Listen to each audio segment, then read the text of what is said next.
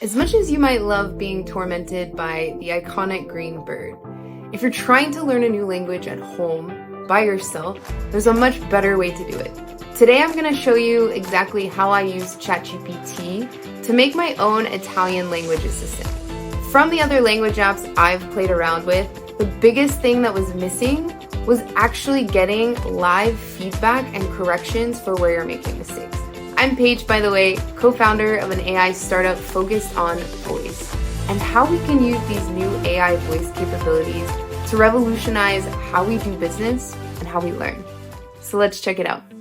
So at this point, and obviously the technology will continue to evolve and get better, ChatGPT 4.0 Voice has the most natural conversation flow and the highest level of functionality when it comes to giving direct and live feedback that's accurate. So the reason I ended up making my own Italian language assistant in the first place was because I was preparing for a B1 level Italian language exam. And there's a conversation part of the exam, which, to give some context, I have a base level understanding of Italian. I studied it for many years ago, and lived in Italy, spoke Italian.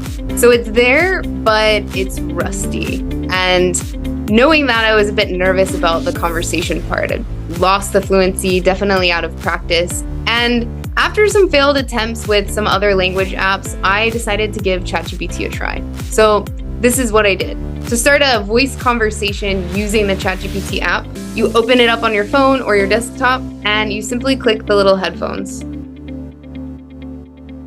You get a screen like this. Hey, ChatGPT. So I'm studying for the B1 Cittadinanza Italian language exam, and I need you to help me practice for the conversation part of the exam.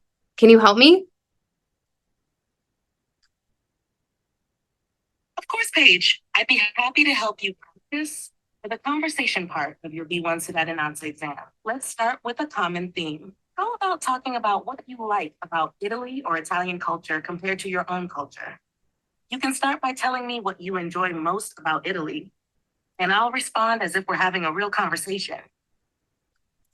Okay, great. Yeah, that will actually be for part 2 of the conversation. The first part is 3 simple questions where you ask me what my name is, how old I am, and if I study or if I work. And please give me some live corrections when I make any mistakes so that I can sound as natural as possible when I'm speaking.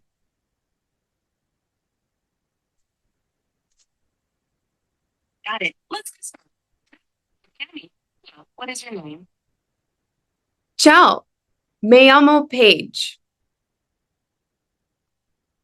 Quasi perfetto. Dovresti dire mi chiamo Paige. Proviamo di nuovo. Ciao, come ti chiami? What is your name? Ciao, mi chiamo Paige. Perfetto. Quanti anni hai? How old are you? Tengo 33 anni. Quasi corretto. In italiano dovresti dire ho 33 anni. Allora, quanti anni hai? Ho 33 anni. Perfetto. Ora l'ultima domanda. Studi o lavori? Now the last question.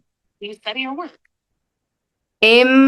Adesso lavoro per un'azienda di intelligenza artificiale. Benissimo. Adesso possiamo passare alla seconda parte della conversazione. Vuoi parlare di cosa ti piace dell'Italia o della cultura italiana rispetto alla tua cultura?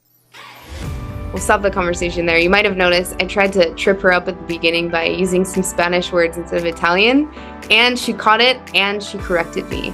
In the later part of the conversation, where it was a bit heavier on the conversation, she was giving me some recommendations on how I could rephrase what I was saying. It wasn't necessarily wrong, but it probably sounded more like a white American girl trying to translate something into Italian rather than saying something a bit more natural in the Italian language. The other really cool thing about this feature is we have this voice conversation, and then the entire conversation is generated as a chat transcript right here. So for any of the corrections that she gave me, I can double check, I can see how words are spelled, I can go back and see what I said in case I forgot and compare it to what might sound more natural or more correct in this case. And this is exactly what I did to prepare myself for the Italian conversation part of the exam. So the next feature of ChatGPT 4 I'm going to show you related to learning languages came into play when I started studying for the written part of the exam. I was given a prompt, usually some kind of formal email or formal writing that I would have to produce. And again, I don't have an Italian tutor looking over my shoulder, correcting all of my mistakes. And I wanted to replicate my practice as if I were taking the exam, which means writing by hand. So I used another cool feature of ChatGPT, which is the ability to upload photos. Now it has the capability to read photo files, which is wild. I have my old school notebook here. I took my practice writes, took a picture of them, and then uploaded that photo to ChatGPT. Having the app on my phone made it really easy to do this because I could just take a picture and then upload it and give it a prompt. To show you what this looks like, I'm going to be using the desktop app. And the only difference in this process is that you just have to make sure that your photo is in a JPEG or a PNG file. ChatGPT can't read the image files that are native to iPhone, so that's just a quick extra step that you have to do. So I've done that here. And we're going to put it in, give it a prompt, and see what happens. But all I have to do here now is upload a file, and I'm going to write a simple prompt giving some context and clearly identifying the task, which is pretty standard. So I'm studying for the B1 Cittadinanza Italian language exam. I'm practicing for the written part of the exam and have attached an image of my formal email written as a part of the prompt. So task, analyze my email and provide me with the necessary corrections for writing a formal email in Italian. Okay, let's see.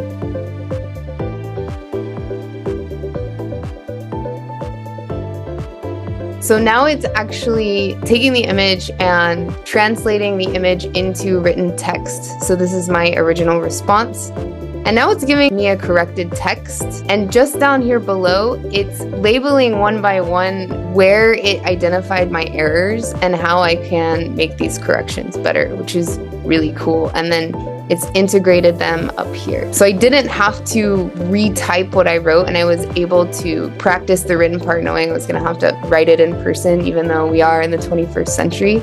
And this has been super cool. Some of you may know that this is a function of ChatGPT, but this is one of my favorite new features that has just been rolled out, and I love it. Another really cool feature about using ChatGPT as your one-on-one study partner is that you can actually ask it to create mock tests or practice exams for you, and it can give you the answers, which was one of the biggest challenges that I found when trying to find examples online. You can definitely do it. But in this case, let's have ChatGPT help us practice grammar. So there's a grammar section on the exam, and I just need to get the practice before I take the exam, right? So ChatGPT loves positive affirmation. Amazing. Now let's practice some grammar. This is a B1 level exam.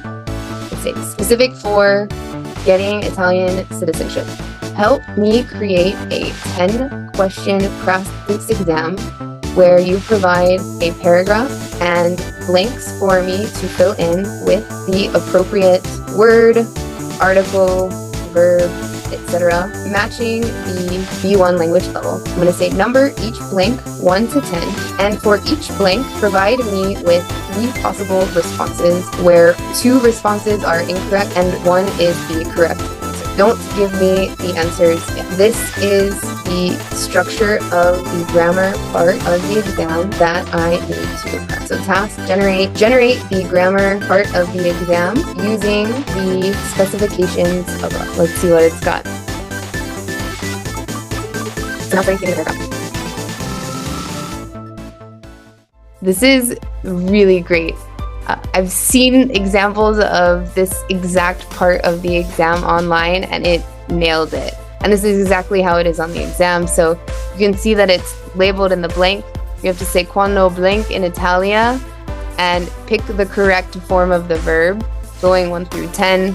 and it didn't give me the answers. But once I go through and practice this on my own, I can ask for the answers and it'll give it to me. So whether you're studying for the B1 Cittadinanza exam like I was, or something else, or you simply want to learn how to speak a language using not only the chat function, but the voice function, this is a game changer. And talk about accessibility for learning. All you need is ChatGPT downloaded to your phone or to your desktop, and you have this right in front of you. So honestly, you can forget about having to have any other expensive app or subscription or Rosetta Stone or whatever it might be. And now that my Italian exam is out of the way, I am ready to set up my own AI tutor to help me learn Bahasa. So in my next video, I'm going to show you step by step how I'm setting up my own Bahasa language tutor using ChatGPT. So stay tuned.